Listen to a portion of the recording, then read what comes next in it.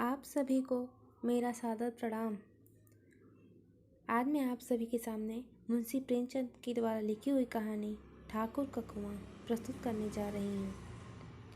प्रेमचंद ने इस कहानी के माध्यम से भारतीय जाति प्रथा की सबसे घृणित परंपरा छुआछूत के कारण तिरस्कार, अपमान और मानवीय अधिकारों से वंचित जीवन जी रहे अछूतों की सामाजिक और आर्थिक स्थिति को अभिव्यक्त किया है।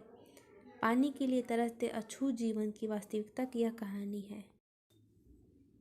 जोखू ने लोटा मुंह से लगाया तो पानी से सख्त बदबू आई। गंगी से बोला, यह कैसा पानी है? मारे बास के पिया नहीं जाता, गला सूख जा रहा है और तू सड़ा पानी पिलाए दिए देती है। गंगी प्रतिदिन शाम पानी भर लिया करती थी। कुआं दूर था, बार बार जाना मुश्किल था। कल वह पानी लाई तो उसमें बिल्कुल बदबू न थी। आज पानी में बदबू कैसी? लोटा नाक से लगाया तो सचमुच बदबू थी। जरूर कोई जानवर कुएं में गिरकर मर गया होगा, मगर दूसरा पानी आवे कहाँ से? ठाकुर के कुएं पर चढ़ने कौन देगा? दूर से लोग डांट बताएंगे, साहू का कुआं गांव के उस सिरे पर है, परंतु वहां भी कौन पानी भरने देगा? कोई तीसरा कुआं गांव में है नहीं। जोखू कई दिन से बीमार है।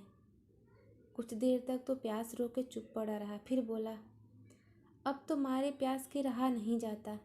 ला थोड़ा पानी नाक बंद करके पी लो। गंगी ने पानी न दिया।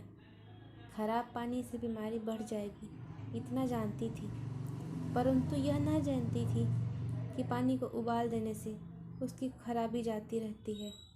बोली, यह पानी कैसे पियोगे? न जाने कौन जानवर मरा पड़ा है। कुएं में से दूसरा पानी ला देती हूँ। जोखू ने आश्चर्य से उसकी ओर देखा। पानी कहाँ से लाएगी? ठाकुर और साहू के दो कुएं तो हैं, क्या एक लोटा पानी न भरने देंगे? हाथ पांव तुड़वा आएगी और कुछ न होगा। बैठ चुपके से।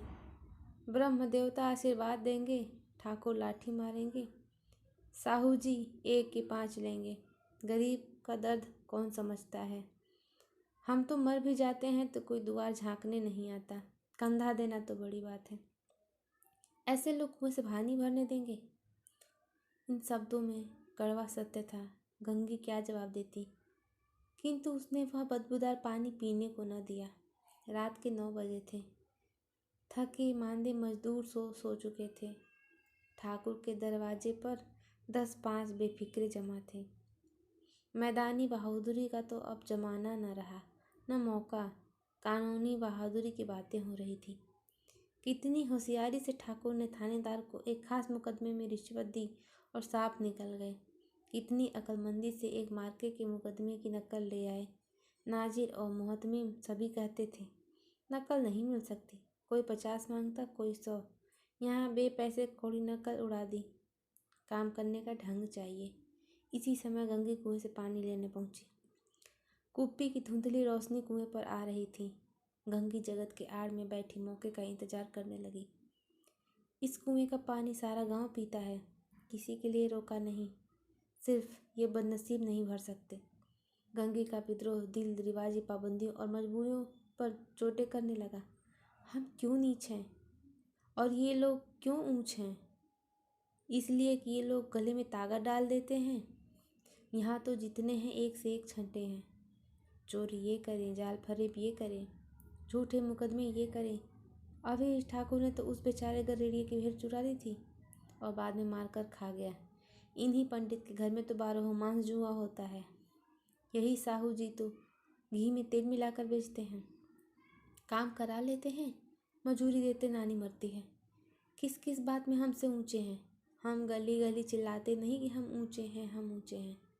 कभी गांव आ जाती हूँ तो रस भरी आँख से देखने लगते हैं, जैसे सबकी छाती पर सांप लौटने लगता है, परंतु घमंड यह कि हम ऊंचे हैं। कुएं पर किसी के आने की आहट हुई। गंगी की छाती धक धक करने लगी। कहीं देख ले तो गजब हो जाए, एक लात भी तो नीचे ना पड़े।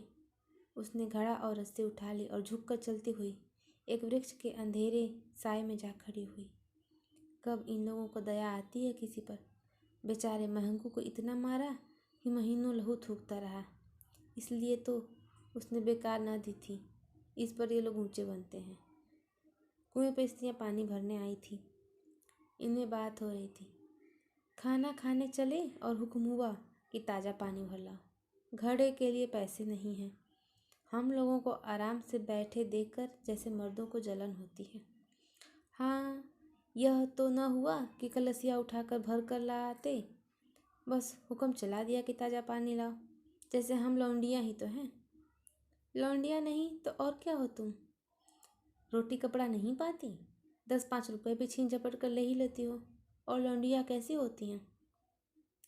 मत लजाओ दीदी, छिंद भर आराम करने को जी तरस कर रह जाता है। इतना काम किसी दूसरे घर में कर देती तो इससे कहीं आराम से रहती। ऊपर से वह एहसान मानता। यहाँ काम करते करते मर जाओ, पर किसी का मुंह ही सीधा नहीं होता। दोनों पानी भर कर चली गई तो गंगी वृक्ष की छाया से निकली और कुएं की जगत के पास आई। बेफिक्रे चले गए थे। ठाकुर भी दरवाज़ा बंद कर अंदर आंगन में सोने जा रहे थे। गंगी ने क्षणिक सुख की सांस ली। किसी तरह मैदान तो साफ हुआ। अमृत चुरा लाने के लिए जो राजकुमार किसी जमाने में गया था, वह भी शायद इतनी सावधानी के साथ और समझबूझ कर न गया हो। गंगी दबे पांव कुएं की जगत पर चढ़ी। विजय का ऐसा अनुभव उसे पहले कभी न हुआ था। उसने रस्सी का फंदा घड़ी में डाला, दाएं बाएं चौकन्नी दृष्टि से देखा, जैसे कोई सिपाही रात को शत्रु के किले में सुराग कर रहा हो। अगर इस समय वह पकड़ ली गई तो फिर उसके लिए माफ़ी या रियायत या कि रत्ती भर उम्मीद नहीं। अंत में देवताओं को याद करके उसने कलेजा मजबूत किया और घड़ा कुएं में डाल दिया। घड़े ने पानी में गोता लगाया, बहुत ही आहिस्ता से, जरा भी आवाज़ न हुई। गंगी ने 2-4 हाथ जल्दी जल्दी मारे। घड़ा कुएं के मुंह तक आ पहुंचा। कोई बड़ा सहजोर पहलवान भी इतनी तेजी से न खींच सकता था। गंगी झुकी कि घड़े को पकड़कर जगत पर रखे कि एकाएक ठाकुर साहब का दरवाज़ा खुल गया। शेर का मुंह इससे अधिक भयानक न होगा। गंगी के हाथ से रस्सी छूट गई। रस्सी के साथ घड़ा धड़ाम से पानी में गिरा और कई क्षण तक पानी में हिलोरे की आवाज़ें सुनाई देती रही। ठाकुर कौन है, कौन है, पुकारते हुए कुएं की तरफ आ रहे थे और गंगी जगत से कूद कर भागी जा रही थी। घर पहुंचकर देखा तो जोखू वही लोटा का पानी मुंह से लगाए पानी पी रहा था।